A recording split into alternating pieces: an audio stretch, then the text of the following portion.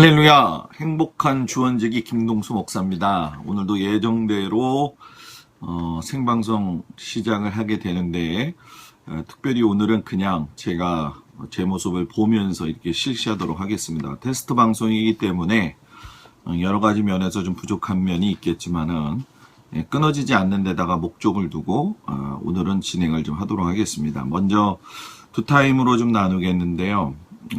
오늘은 율법과 토라의 차이가 뭐냐, 이 부분에 대한 것을 좀 이야기하려고 합니다. 본문은 이사야 40장 8절의 말씀을 여러분들이 참고하시면 될 것 같아요. 푸른 마르고 꽃은 시드나 우리 하나님의 말씀은 영원히 서리라. 이 말씀을 가지고 이제 첫 번째 시간을 좀 나누도록 하겠습니다. 먼저 여러분들한테 질문을 하나 하고 싶은 게 있는데, 율법과 토라라는 것이 같은 말일까 다른 말일까 한번 여러분들이 생각해 보신 적이 있느냐라는 거예요. 유대인들은 토라라고 이야기를 하고 있는데 우리들은 율법이라고 이야기를 하고 있어요.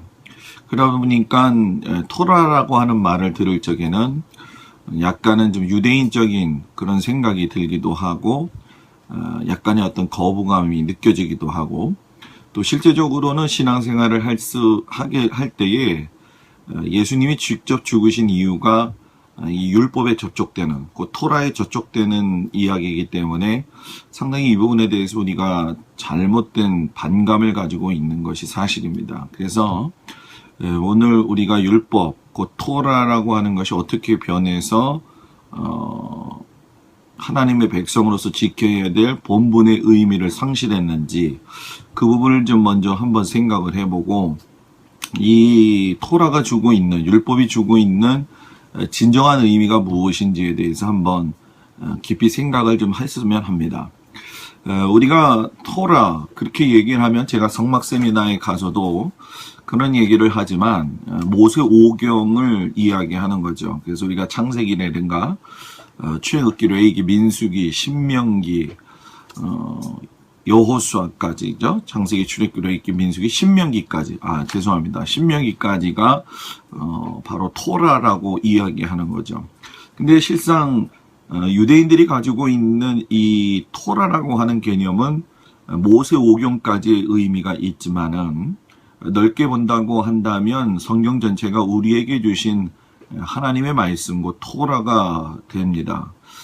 그리고 이제 유대인의 입장에서 보게 된다고 한다면, 이제 토라라고 하는 것을 해석하기 위해서 미드라시라고 하는 것이 있죠. 요즘 미드라시라고 하는 것이 우리 한국교회에서는 좀 생소한 것이 사실이지만 그래도 많이 저변 확대가 된 것으로 봅니다. 이 미드라시에 대한 책의 내용은 뭐냐면, 성경이 가지고 있는 비하인드 스토리라고 이야기를 하시면, 생각을 하시면 될 것 같아요.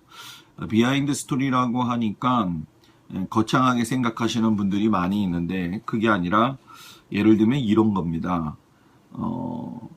아담하고 하와가 어떤 이야기 할 적에 성경에는 나와 있는 것이 단답형으로 나와 있지만은 뒤에 보게 되면 보이지 않는 자신들만의 대화가 있었을 거라는 거죠. 그거를 갖다가 유대인의 입장에서 해석하고 또 자기들 식으로 그것을 옛날 구전 동화와 같은 식으로 만들어 놓은 것이 이 미드라시입니다. 이 미드라시를 처음으로 한국에 들여와서 또 처음으로 사용하신 분이 제가 모시고 있었던 강문호 목사님이죠. 그래서 미드라시 전체를 보게 되면 성막 강의하거나 성막 부흥회를 할 때도 이야기를 하고 있지만, 미드라시는 참고만 할 뿐이지 그 미드라시를 전적으로 성경보다 앞에 두어서는 안 된다라고 하는 이야기를 많이 합니다. 그런데 문제는 뭐냐면, 이 미드라시를 더 많이 목사님들이 진짜인 것처럼 생각하고 사용하는 경우가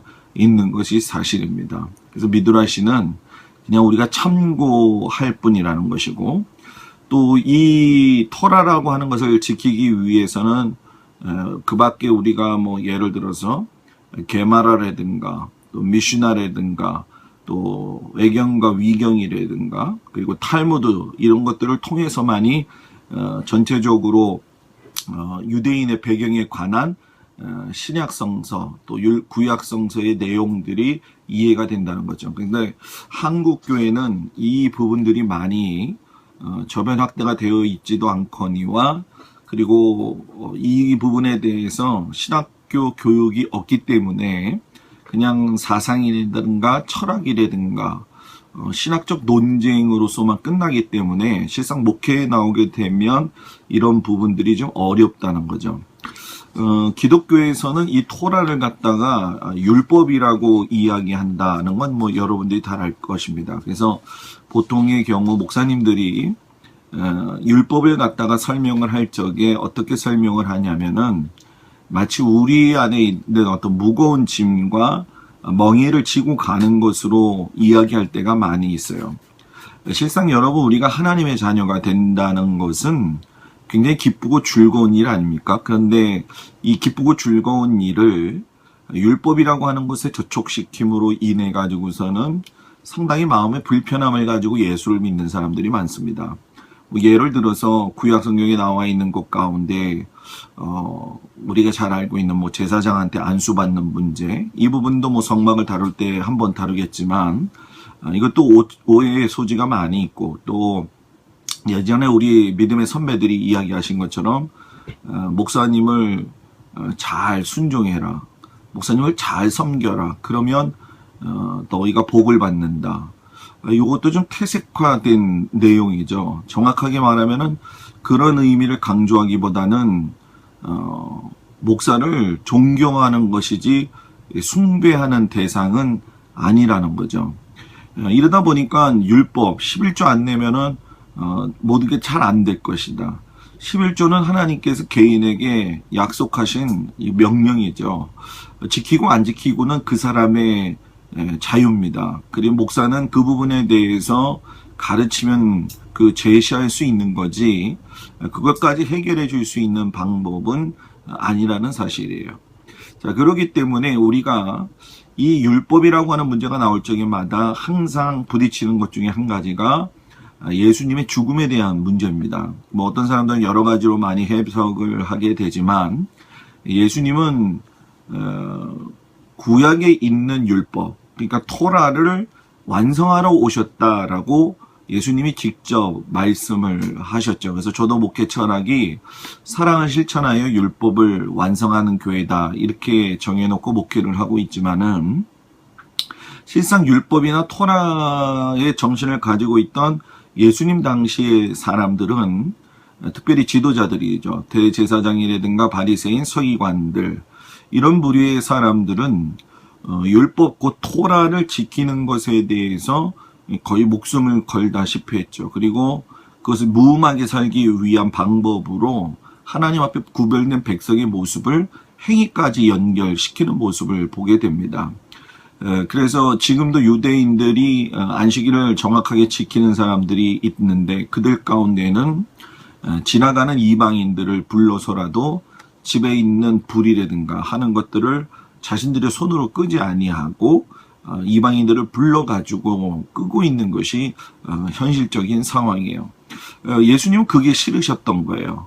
예수님은 율법이 가지고 있는, 토라가 가지고 있는 정신을 가지고 사는 것이 아니라 그 정신을 갖다가 이용해서 다른 사람을 갖다 지적을 하거나 또는 정죄하거나 비판하는 그 모습 자체로서에 대해서 상당히 많은 갈등을 빚었던 것이 사실이고, 이것이 이제 유대교 안에서의 가지고 있었던 정치적인 어떤 문제, 그리고 기득권의 싸움 속에서의 문제가 자신들이 감당할 수 없게 되니까 이제 로마 정권하고 더불어서 이야기가 발전이 되어져서 예수님이 죽을 수밖에 없는 그러한 것으로 이야기를 하고 있고, 또 예수가 목수의 아들이기 때문에 메시아의 자격조차도 없다라고 하는 걸 강조하고 있는 것이 현재 유대인들이 가지고 있는 생각이고 그들의 삶의 사고 방식입니다. 그러나 분명한 것은 예수님이 말씀하신 것처럼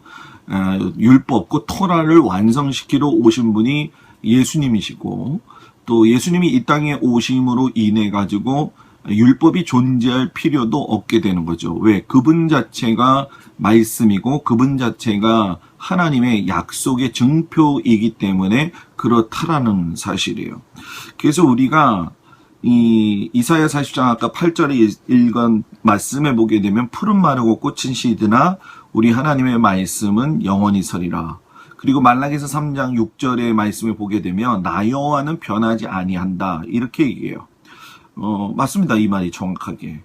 변하는 건 사람이 변하지 하나님의 말씀이 변한 적은 한 번도 없습니다. 아무리 세대라든가 환경이라든가 하는 것들이 변한다 할지라도 어떤 복음을 전하는 통로에 대해서만큼은 여러 가지 많은 그 방법을 도입할 수 있겠지만 복음의 진리까지도 해치면서 말씀을 전한다는 건 상당히 심각한 문제죠. 자, 그런데 이제 우리가 신약에서 이야기하고 있는 율법의 의미가 무거움이라든가 멍해라든가 또는 중압감이라든가 아니면 죄를 지적해서 그 죄로 하여금 다시 깨닫게 하는 방법에서 끝나면 좋은데 그것이 도가 지나쳐서 사람을 쳐 죽이고 또 사람을 갖다가 생명을 경시하는 그런 모습으로 발전되어진 것이 신약에서 나타나고 있는 율법적인 한계의 모습입니다. 그런데 원래 토라라고 하는 것, 곧 율법은 절대 그런 의미가 아니었다라는 거예요. 원래 토라라고 하는 단어 자체가 가르침이라는 뜻이고 교훈이라는 뜻이고 지시사항이라는 뜻입니다. 자, 이 얘기도 무슨 얘기냐면은 구원받은 하나님의 백성에게 주시는 하나님의 가르침이고 또 교훈이면서 지시사항이라는 거죠. 그러니까 하나님의 자녀가 되려면 하나님의 백성으로서 마땅히 가르침을 받아야 되고 교훈을 받아야 되고 본분에 맞는 삶을 살아야 된다는 거예요. 우리가 하나님을 믿으면서도 하나님의 말씀을 귀중하게 여기지 않고 또는 가르침을 갖다가 무시하거나 아니면은 뭐 우리가 공부한다고 해서 지식적으로 많이 쌓으면 하나님의 자녀로서 백성으로서 100% 완벽하게 살 수 있느냐? 그렇지 않다는 거예요. 이 토라는 그러기 때문에 원래 구약의 관점에서 우리가 이걸 보아야 되는데 우리들은 실상 성경을 볼 적에 구약과 신약을 나눠서 보지만은 원래 구약과 신약이라고 이야기할 필요도 없이 무조건적으로 성경은 하나로 연결된 것이다. 이렇게 생각을 하고 보는 눈이 있어야 됩니다. 구약, 신약 그러다 보면 율법 또 율법을과 대항하다가 돌아가신 그 예수님 그러면서 은혜, 믿음 이런 모든 것들이 대치가 되는 상황이 된다는 거예요. 그러나 우리가 정확하게 이야기한다고 한다면 구약과 신약은 대치가 되는 것이 아니라 서로 상호 보완을 가지고 있고 또 서로에게 도움을 주고 있는 것이 사실입니다. 그렇기 때문에 신명기 32장 1절에서 2절의 말씀에 보면 하늘이여 귀를 기울이라 내가 말하리라 땅은 내 입의 말을 들을지어다 내 교훈은 비처럼 내리고 내 말은 이슬처럼 맺히나니 연한 풀 위에 가는 비 같고 채소 위에 단비 같도다 이렇게 말씀을 하시죠. 하나님의 말씀을 귀 기울이게 되면 그것이 내 안에서 단비와 같다라고 하는 거죠. 그래서 메마른 심령이라고 할지라도 하나님의 말씀을 듣고 하나님의 말씀대로 살다가 보면 심령이 변화가 된다는 거예요. 그런데 신기하고 놀라운 건 뭐냐? 우리가 예수를 믿으면서 그 몇십 년을 믿고 몇 년을 믿었든 간에 성경 통독을 어떻게 했든 간에 이게 하나님의 말씀이 단비같이 내리지 아니하고 어떤 사람은 하나님의 말씀이 정죄감으로 다가와가지고 자유롭게 살지 못하는 분들도 많이 있는 것을 보게 됩니다. 자, 그리고 한국적 상황에서 본다고 한다면 이것이 또 토테미즘 신앙하고 연결이 되어져서 상당히 어렵게 해석이 되어지는 부분들이 많이 있습니다. 예를 들어서 우리가 한국교회 몇 년 전에 나타났던 그 가게에 흐르는 저주를 끊어라고 하는 문제도 마찬가지 아니겠습니까? 가게에 흐르는 저주가 있죠, 분명히. 그런데 내가 예수 그리스도를 믿음으로 말미암아 가게에 흐르는 저주는 분명히 예수의 이름으로 끊어집니다. 근데 문제는 뭐냐?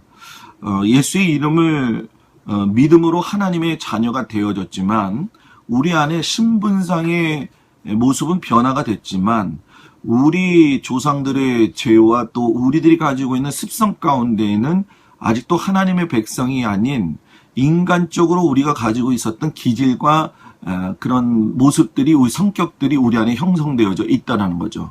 그것을 하나님의 말씀으로 잘 다스림을 받아가지고 우리가 온전하게 신앙생활을 한다고 한다면은 뭐 가게 흐르는 저주가 있다 이런 식의 모든 내용은 얘기할 필요가 없는 거죠. 실상 죄를 불러 들어오는 통로를 만드는 것은 하나님의 말씀이 아니라 우리의 행동이라는 거예요. 그래서 우리가 죄라고 하는 것을 이야기할 적에 보통 어떻게 이야기하냐면 우리가 화살을 쏠 적에 관역에서 빗나간 인생을 갖다가 화살이라고 죄라고 이야기를 하는 것처럼 이 토라고 율법은 여러분 죄하고는 달라서 관역에 정확하게 맞추어지는 인생이 되도록 하는 것이 바로 이 토라 율법이 가지고 있는 거죠. 그렇기 때문에 선지서뿐만이 아니라 선지자들 그리고 사사시대 이후에 분열 왕국이 되어지는 과정을 우리가 이렇게 보게 되면 하나님의 가르치시는 확신적인 아주 정확한 메시지가 있습니다. 그건 뭐냐면 하나님 곧 나하고 맺은 언약 곧 토라로 돌아가라는 것이 하나님의 말씀이에요. 이것이 하나님의 백성으로 살라고 하는 하나님의 명령, 기준으로 주신 겁니다. 자, 물론 우리가 열왕기상하 전체를 보게 되면은 가뭄에 콩나듯이 선한 왕이 있었지만은 전체적으로 흐르는 내용들을 보게 되면은 이제 오늘 생명의 삶의 말씀들의 내용이 이제 열왕기상하가 다 끝나게 되었는데 여호와 보시기에 악을 행하였더라. 그리고 그 악을 행하였다라는 것이 또 아들들에게 그대로 내려져 가고 또 그런 상황 속에서 말씀의 전수나 가르침이 없었죠. 아까 우리가 율법이나 토라에 대한 그 뜻이 가르침, 교훈, 지시사항이라고 하는 것인데 이것이 제대로 전수가 되지 않았기 때문에 분열왕국 시대가 되면서 마지막으로 아수르와 바벨론에 의해서 무너지게 되는 거죠. 물론 그 속에는 이제 하나님께서 예수님을 이 땅에 보내시기 위한 구원의 또 다른 방편이 있었던 것은 사실입니다. 그러나 하나님은 그것보다도 더 중요한 것이 예수님을 보내시기 이전에라도 하나님의 백성으로서의 삶의 모습을 살아가기를 당연히 원하고 계셨고 그렇게 사는 것이 마땅하다라고 이야기를 하셨어요.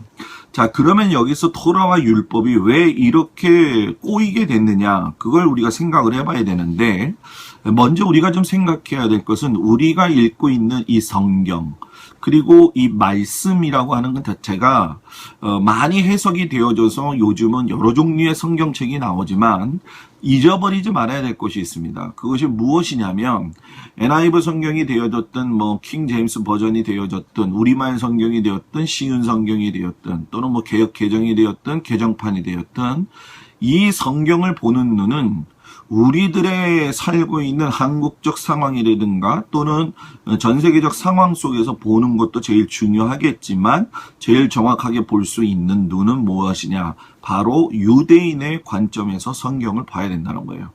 예수님이 여러분 유대인이셨습니까? 이방인이었습니까? 예수님은 유대인이셨습니다. 예수님은 유대인이셨기 때문에 유대인의 관점에서 분명히 성경을 말씀을 하셨고 그것을 통해서 하나님의 백성들이 하나님이 주신 이 율법을 제대로 알기를 원했다라고 하는 거예요. 그런데 우리 한국 교회가 자꾸 빗나가고 있는 것 중에 한 가지가 뭐냐면은 유대인으로서 오신 예수님의 참복음 메시지를 갖다가 아주 크게 볼 수 있는 통찰력이 있어야 되는데도 불구하고 그렇지 못하다라는 사실이죠.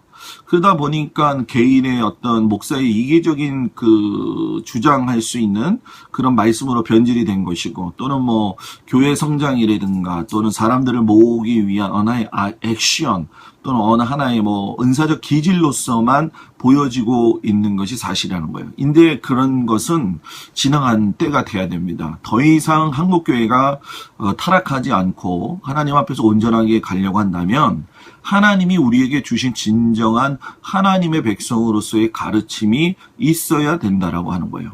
우리 주변에서도 많이 보지만 성경 통독을 하기도 하고 또 그 성경 통독을 하게 되면은 또 교회에서 상품도 많이 주고 하는 것이 사실입니다. 그런데 저는 설교를 준비할 때도 그렇지만 단어 하나가 영어가 되어졌든 한국어가 되어졌든 사전 전체를 제가 다 찾아봅니다. 그리고 그것이 명확한 뜻이 무엇인지를 갖다가 이렇게 정확하게 이야기하려고 하는 것이 제가 설교하는 준비 중에 한 가지입니다. 성경은 우리가 감명받으라고 주신 하나님의 말씀이 아니고 득도하라고 주신 말씀이 아니라는 거예요. 또 지식적으로 쌓으라고 이야기해서 되는 것도 아니죠. 성경은 여러분 어떻게 보면 단일 하나의 주제를 가지고 계속 이야기하는 겁니다. 너희가 하나님의 백성이니까 하나님의 백성답게 살아라. 이렇게 됐든 저렇게 됐든 풀려져서 나가는 방법은 결론이 그쪽에 도달하게 되어 있습니다. 그래서 어떤 경우에는 이 목사들의 설교의 내용이 많이 웃기려고 하거나 많이 또 진리에서 벗어나는 왜곡되어진 일들의 경우들을 보게 되면 복음의 본질을 이야기하지 아니하고 어떤 잠깐의 뭐라고 그럴까요? 관심을 끌기 위한 복음을 전하기 때문에 여러 가지가 가미가 되고 있는 것이 사실이죠. 원래 하나님께서 여러분 토라를 주셨다고 했는데 여러분들이 이제 잘 아시겠지만 저희 교회도 이제 다음 주부터는 여호와의 일곱 절기에 대해서 레위기 23장의 내용을 가지고 이제 시작을 하게 되어지는데 이 여호와의 절기는 사람의 절기가 아니라 하나님의 절기죠. 하나님이 만드신 거예요. 출애굽을 하면서 시작되어진 것이 여러분 잘 알다시피 6월절이고 그 다음에 무교절과 초실절이 지나면서 무엇이 생겼습니까? 바로 77절이죠. 오순절. 여러분 토라가 어느 때 받았는지 아십니까? 모세가 시내산에 이르렀을 때에 77절 곧 오순절 절기 때에 하나님으로부터 시내산에서 명령받은 것이 바로 이 토라입니다. 이 사실을 잘 모르고 있는 거죠. 왜? 유대인의 절기력과 지금 우리가 알고 있는 성경의 절기력을 구분을 잘 하지 못하기 때문에 그래요. 그렇기 때문에 이 토라를 주신 날이 77절 곧 오순절이라는 얘기는 이 하나님의 백성으로서의 살 수 있는 하나님의 법을 주신 거죠. 이 법이 구속력의 법이 아니라 하나님의 백성으로서의 자유로운 법입니다. 그것은 누구 안에서 자유로웠냐? 하나님 안에서 자유로운 거라는 거예요. 그런데 우리가 신구약 중간사기를 지나면서 이제 우리 히브리적 사고방식을 가지고 있었던 것들이 여러분들이 잘 알고 있는 70인 번역을 통해서 바뀌어지는 순간에 이 토라라고 하는 단어가 율법이라고 하는 단어로 대치가 되고 또 그 뜻이 율법이라고 하는 것에 국한이 되다 보니까 그 이후부터 이제 성경에서 말하고 있는 토라라고 하는 의미는 율법으로서 변질이 되고 변질은 아니죠. 율법이라고 하는 이름으로 바뀌게 되고 그것이 영어 성경이라든가 또는 우리 한국 교회까지도 연결되어져서 지금까지 온 것이 사실입니다. 모세오경 토라는 율법이라고 이야기하기 전에 우리가 깊이 생각해야 될 것이 있는데 그 토라에는 하나님의 마음이 담겨져 있다는 거죠. 시내산에서 강림하신 하나님이 이스라엘 백성들을 여러분 바라보시는 눈길을 한번 생각해 보신 적이 있나요? 하늘에서 내 사랑하는 백성들이 내려와 이렇게 어려운 곳에서 있다가 이제 새로운 삶을 살아가는 데 있어서 저 백성들이 하나님의 백성으로서의 살아갈 수 있는 어떤 기준, 법이 있어야 되지 않겠냐는 거예요. 그래서 하나님은 그들에게 하나님의 자녀로서의 살 수 있는 권리, 법을 주기 위해서 하나님의 마음을 가지고 하나님의 심장적인 대변을 가지고 만든 것이 바로 이 토라라는 거예요. 그렇기 때문에 하나님의 마음을 품고 있는 것이 토라고 그것이 오늘날 우리가 말하는 율법이라고 한다면 그것이 사람을 정죄하는 것이 아니라 하나님의 백성으로서 초대하시는 초대장이라는 얘기예요. 그렇기 때문에 신명기 우리가 5장 29절에서 33절에 보게 되면 다만 그들이 항상 이 같은 마음을 품어 나를 경외하며 내 모든 명령을 지켜서 그들과 그 자손이 영원히 복받기를 원하노라. 그런즉 너희 하나님 여호와께서 너희에게 명령하신 모든 도를 행하라. 그리하면 너희가 살 것이요 복이 너희에게 있을 것이다. 라고 이렇게 말씀을 하셨어요. 자, 여러분 이 얘기는 뭡니까? 토라에는 하나님이 저주하시는 말씀이 없다는 겁니다. 토라 속에는 하나님께서 이 땅에서 장구하고 복이 임하게 살 수 있는 하나님의 백성들을 향한 하나님의 진정한 사랑이 담겨져 있는 것이 토라라는 얘기예요. 그런데 이 토라의 의미가 퇴색이 되고 이스라엘 유대인들에 대한 의미를 제대로 모르고 있다가 보니까 한국에서는 신학교에서 토라 가르치지 않습니다. 결국해야 이제 우리가 잘 알고 있는 것처럼 구약 성서의 이해라든가 또 구약 강해라고 하는 것조차도 안 하죠. 이런 강자들을 통해서 신학이라고 하는 것은 배웁니다. 그러나 중요한 것은 유대인이 가지고 있는 이러한 구약 사상과 또 이 신약 사상을 대비시킬 수 있는 과목들이 분명히 생겨나야 되지 않겠느냐.